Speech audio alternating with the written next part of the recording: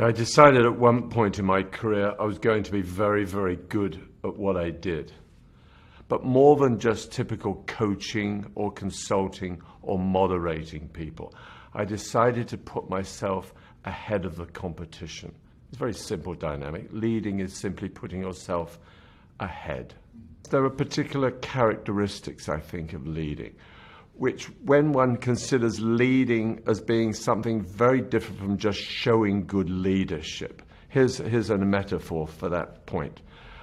Nelson Mandela, if you imagine the day before he was released from Robben Island, really didn't give a damn about showing good leadership.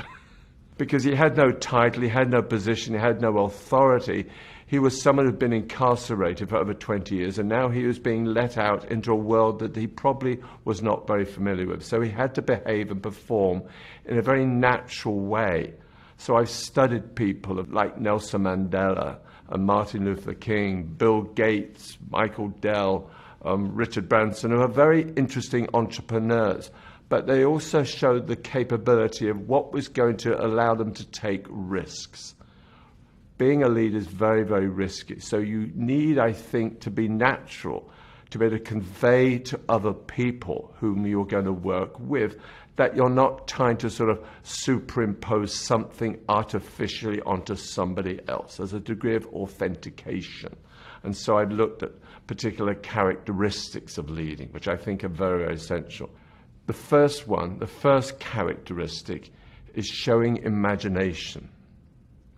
And you have to have a visual ability to enable yourself to create something out of perhaps nothing.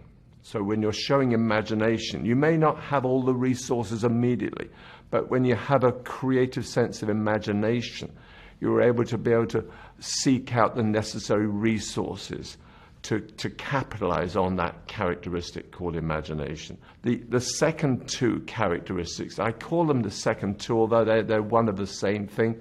They go in two parts.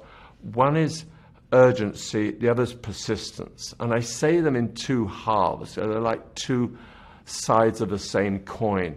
If you're being urgent, then you're going to have to show a certain degree of persistence. They kind of go together. So those are the two parts of the second character.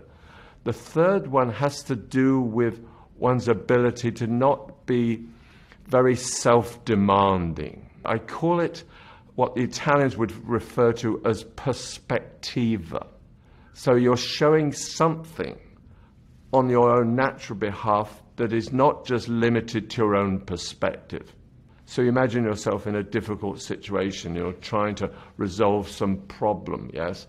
So I show people how to see themselves not just from their own perspective. The fourth one is two words that are used in consulting practice. One word is strategic, the other word is thinking. Strategy, as far as thinking, is a usage of the word stratos egos. It literally means commanding a military.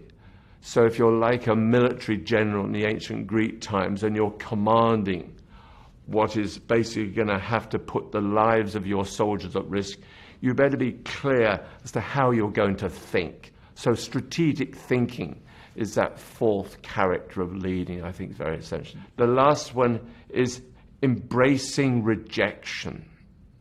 And we all confront situations when we're afraid of being rejected. So I show people how to embrace rejection rather than avoiding it or putting aside or whatever, because I think being able to understand the nature of embracing rejection is a very, very vital character of a leader, you see.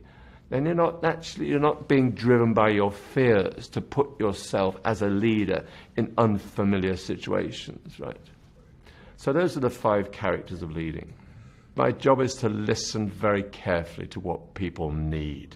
Not what they just know how to do on their own, but what they need beyond what they are already capable of doing. So I studied the different commonalities and organized a particular methodology, you see, now called the language of leading.